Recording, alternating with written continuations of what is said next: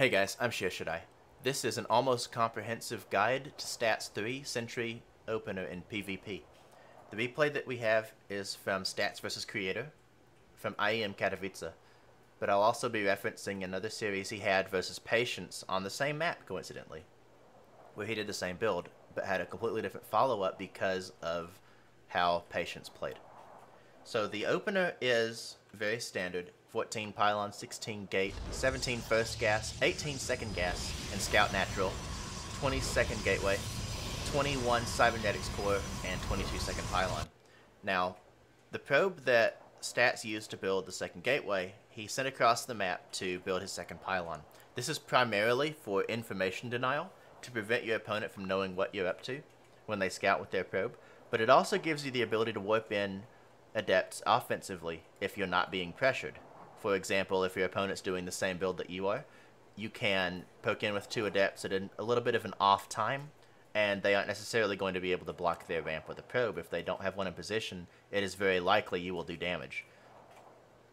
So, when Cybernetics Core completes, it'll be Stalker Sentry into double Sentry into double Stalker with a 2-minute 40 Nexus. Now, one thing to note is that when these two gases complete, Stats pulls two probes off to finish saturating those gases, because since he's opening 3 sentries very early, he will need that extra gas, and the minerals are going to come anyway. So the probe pops in, Scout's missing second pylon. I don't think Creator does anything different than he would otherwise, but I honestly don't know, because I don't have an example of Stats doing this build with the second pylon in his base to see what the difference in reaction is going to be. So the probe from Stats goes and hides in the natural base. There's two schools of thought here. You can either come up to this ramp at 225 after scouting the main base and drop a pylon so that you know what the first two units are that are coming out of the gateway, and that is the most reliable way to find out what's in the gateway. And then there's what Stats likes to do, which is hide the probe until 235, which is right here. You see that probe get selected and start to move again. And Creator finds it immediately because he had a stalker looking for it. At 235, Stats likes to poke up into the main base and figure out what the tech is. Had this been two adepts, they would have gone straight across the map, and there's nothing to stop this probe from coming in and scouting the Stargate extremely early. Because it is two stalkers, and Creator only showed one, Stats does not necessarily show what the opener is, which is why this is a little bit more of a risk to do as far as scouting wise, because you don't know for sure what your first two units are from your opponent. And it's going to be two stalker, two adept, which is very unusual and very possibly can catch other players off extremely easily. But Stats is going to play this very carefully because he doesn't know what those units are. And so he'll keep his units up here at the top of the ramp until he has the last two units, the Stalker that come out right before warpgate completes. Now, after the Stalker Sentry, he starts 2 more sentries, and as soon as he's got the minerals after that, he starts this Nexus. So he's going to have this sentry up here, as far up in the corner as he can in his main base. And he's using this probe, this Stalker to chase this probe, to try to deny any follow-up scouts, deny proxy pylons, to delay anything Creator would have planned as a follow-up. He's also going to be able to look for a proxy Stargate if he comes down into this corner. This is a very common position for proxy Stargates to go. Now, Stats does a thing where he actually starts his pylon on the low ground before he starts his second pair of Stalkers. I personally prefer to start the second pair of Stalkers so that they are ready to go as soon as these sentries pop. But Stats is willing to delay that to get this pylon down, because as soon as this pylon down, he starts a shield battery in the natural. If you start the Stalkers before this pylon, then the shield battery is delayed as well. So versus certain types of openers, that would be detrimental, but I personally prefer having the extra units because I'm not Stats and I don't have amazing micro. So anyway, Sentries finish. Hallucinate at exactly 3 minutes. This is absolutely critical for playing this style. If you don't know what your opponent's doing, you could very easily die. And you have to play a lot more defensively than you would necessarily like to. So, second pylon comes down. Rather, that's the fourth pylon that comes down. I also would like to note the third pylon was built next to this assimilator, because if it is Stargate, you need to be able to get a battery in your main base. So the hallucination will scout that Stargate, and as soon as he does, the battery comes down in the main base. 2 stalkers arrive at the natural base to pressure. 2 shades come up in the main base. Stats, being the genius he is, had a probe on position anyway to block off versus any kind of late shades. So the battery comes up. Now, I'm going to slow this down because both players here play some really excellent styles here. So these adepts provide high ground vision to start chipping away at this battery. At this point, these 2 adepts, their goal is to kill all 3 sentries and prevent further scouting, also to reset Stats' ability to defend. He'll have to reproduce those sentries, which is gas he does not want to spend on sentries. So with this high ground vision, the stalkers start poking this battery. The shade completes. Stats actually, with this tiny amount of time on a battery that has 1 HP, does not have time to cancel it. He throws down force fields and pulls back his adepts to keep them from going down. Now the 2 stalkers pop out in time for him to defend, but you see how bruised 2 of these stalkers are. And Creator's just going to back away. He doesn't want to lose his stalkers. But Stats played that so razor's edge. This is why I like getting those extra units out before starting this pylon, is because this defense is so much easier if those units pop a little bit more quickly. You don't take a chance on losing some of your units. It's just a little bit more of a safe way to do it. Stats is trying to get a battery down to defend against other things. He did that because he didn't get into the main base to identify what was coming. It could have very easily been a 3-gate Robo. But obviously this follow-up scout with the Sentry is enough to say, okay, so I can actually keep my natural. I don't have to cancel it. I don't have to freak out.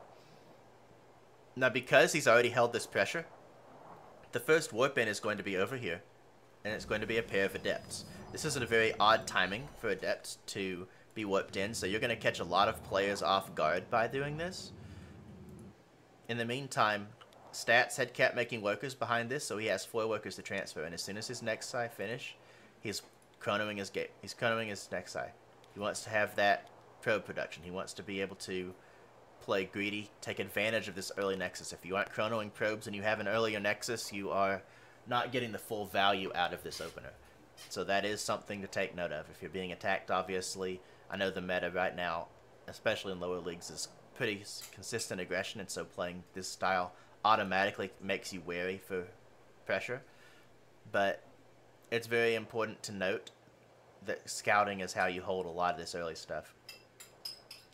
Again, because this is a battery here defending, Creator goes straight for a stasis ward. Stats is a little bit of a slow reaction. You actually can DPS this down before it finishes morphing, but you have to get your probes on it as soon as it starts. And Stats was late, so he's kind of doing the half and half response of try to attack it, oh, but now I need to run. Get 7 probes stuck. Less than ideal. But he doesn't actually lose any. He sends the rest back to mining. The stalkers are going to sit here and try to deny any future stasis wards. And he's going to try to chase off this oracle. He's got some army in the natural mineral line trying to deny it, but doesn't actually kill it. He could have if he hadn't been paying attention to this shade here. But he's trying to get up into the main base and trying to keep those oracles alive. Now the wall comes up. Adepts actually complete their shade to kill that probe. Kill any other probes he can. He gets a good scout. I don't think losing the adept was worth it personally. I think he just tried to cancel it and it was a little bit late. But he's going into a forge behind this, and the reason he's going forge as his first quote-unquote tech structure is because it was a Stargate opener. If your opponent opens Stargate, it's very unlikely that they will only make the 1 oracle. They'll go into another unit of some kind behind the Stargate, which means they're not spending gas on other tech that could kill you, so you can get away with a little bit of a greedier forge. And in this game, we see both the Twilight and Robo starting about 5 minutes 15, which is very late by most standards as far as when to tech. Versus Patience, he scouted with that 235 probe into the main base, a 3rd gateway. So he started a Robo facility as soon as he scouted that, and he started extra batteries in the natural, because he wanted to secure his Nexus. He wanted to make sure he could hold that. Creator's going to find this warp in here. Eventually will try to do something about that pylon. But he knows where they're coming from now, so he's able to defend it. And this is just Stats in a nutshell. He's warping in across the map to continue to pressure while he's being very greedy at home without any kind of tech. He's forcing the units to stay back and defend. And that's another keynote of this style, is keeping your opponent back while you do your things. So he starts double gases, chronos his probes again here in the natural base. He studied these gases when he had full saturation, 16 of 16, to maintain his maximum mineral income. Twilight and Robo go down now.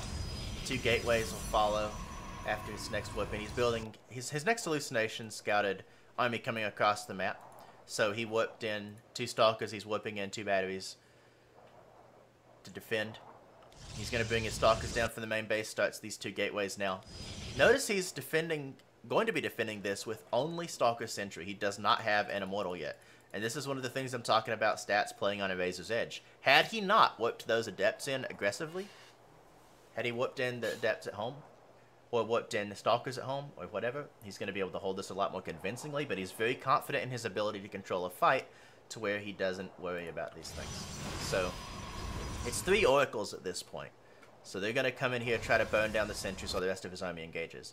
So Stats sees this, and he burns these force fields as soon as he realizes what's going on, because he knows he's about to lose all his sentries. So he wants to try to get the force fields off and pull back with these units to his batteries while he focuses down these oracles. He does a really good job with that. His extra batteries complete just in time to keep these additional stalkers alive. Stats loses some workers, but the hold is sufficient that he is forced to pull back. And this battery was started the first time the adepts tried to shade into the main base, because if you are in the main base while your army is in the natural, he's going to have all of his army at home. So completing this battery is still worth not losing probes in the main. So don't worry about that when you're actually playing this out. Now Stats is going to get additional production. He's got an Immortal on the way, started chronoing an Immortal as soon as the fight began after his Robo finished. Granted, the fight is over now that the first Immortal is out.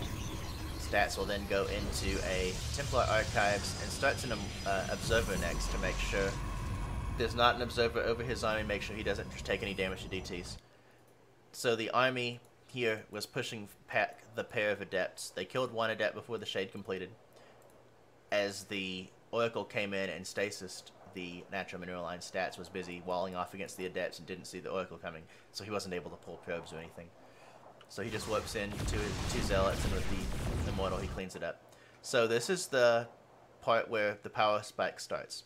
Stats is finished producing probes. He's going to be chronoing nothing but +2 attack here. He's getting charge. He's getting a Warp Prism now, and he's going to have the ability to make Archons and just go. Because Creator invested so much money into Oracles and lost them in the attack, Stats is relatively sure that Creator is not going to have anything really going for him on the other side of the map. So he's definitely not wrong. If you notice on the production tab, +1 for Creator is just about as far along as +2 for Stats. So he's going to have an upgrade lead, and he's going to have a tech lead. He's going to have a higher Archon count, he's going to have an Immortal behind it, and he's going to have a ton of charge lots. And with this particular style, charge lots are actually the moneymaker with this attack here at the +2 timing, because they shred anything that doesn't already have +2, unless you have a sufficient Archon count to deal with them. And it's much more difficult to have an Archon count to deal with charge lots than it is to have charge lots of similar numbers. So Creator has a 3rd base here. He's made additional probes. Notice that Stats stopped at 44. So he's just 2 base all-inning behind this because he already has this tech advantage. And playing this style is really about knowing where your advantages lie and how to punish what your opponent has done. In his game versus Hero, versus Patience, it turned out to be more of a defensive game, where he had to defend everything that Patience was trying to do. He saw the 3rd gateway. He actually pylon blocked Patience's natural to force him to commit harder. Also was able to know when Patience was going to try to expand. So Stats just plays defensively, pauses probes, gets additional production, pumps out some Immortals, gets a couple extra sentries so he can hold his natural a little bit more easily. And the game just turns on its head after Stats holds back. He gets to the same +2 timing and just goes and rolls Patience, who is behind in almost every way. In an even game is what we got to talk about, is when both players do this opener. You're both going to be scouting each other constantly. You're both going to be focusing on upgrades. But then the pressure play comes in. That proxy pylon that's going to continue to allow you to warp in Adepts. You're going to build a Warp Prism and go across the map with 2 Immortals to drop and warp in while you're trying to pressure a 3rd base. And it really comes down to who moves out first, who has a little bit of a better edge. So it's going to come down to not getting supply blocked and maintaining proper scouting, getting your tech down on time, and spending your money really well. So if you're going to take a third base with this style, go up to 6 gates before you take a third base. And as you notice, there's a third base on the way behind this. Stats did go up to 8 gateways before moving out to attack. But he's getting a third behind it. His objective isn't necessarily to end the game, but he's definitely in a position to do so. The army value is actually only 5 in favor of stats. If you look at the units, it's 14 charge lots to 11, it's 3 archons to 4, 7 and 7, but stats has an immortal. The trick is, he also has +2. Archons with +2 are amazing. Charge lots with +2 are amazing. And if you'll notice here, the charge lots for Creator are kind of doping into the charge lots of stats, and the Archons are on top of them. They are splashing these Zealots down so hard. An Immortal here is sitting up to focus fire this Archon as much as it can, in spite of the pickup micro. And because there is not enough army for Creator to overwhelm the upgrade advantage of stats, stats just closes it out. Now, as close as this is in army supply when it started, that Creator also was able to get a third base behind this has a lot to do with the stasis wards delaying stats income. Stats could have pushed a little bit faster. He could have gotten his transition done faster, except for losing half the mining in his main base and half the mining in his natural base at different times due to stasis wards. So had stats defended perfectly, this attack hits a good 40 seconds earlier, I'm reasonably sure. Maybe a full minute. But because of the early commitment to oracles that Creator went for, it did not allow him to transfer as well. He wasn't able to actually end the game with that push like Zest was in the series we saw of him playing a very similar style to what Creator went for. It just comes down to, again, scouting, your ability to react, your ability to continue to macro under pressure. It's a very defensive-oriented style, and it's not for everyone. I happen to love it. I'm a very defensive player, and I feel like if any of you are struggling in PvP and would just like to try something new, have a go at this build. I'm going to be linking it in the description below. Thank you guys so much for subscribing, for the comments on my previous videos. If you are enjoying my videos, do feel free to subscribe, upvote it, share it with your friends, share it with fellow Protoss players who dislike this matchup. It's currently my best matchup because I do this build every game and I'm getting used to the timings and adjusting to what I scout. I really like it. So thanks guys. I hope you have an awesome day and I really hope this helps.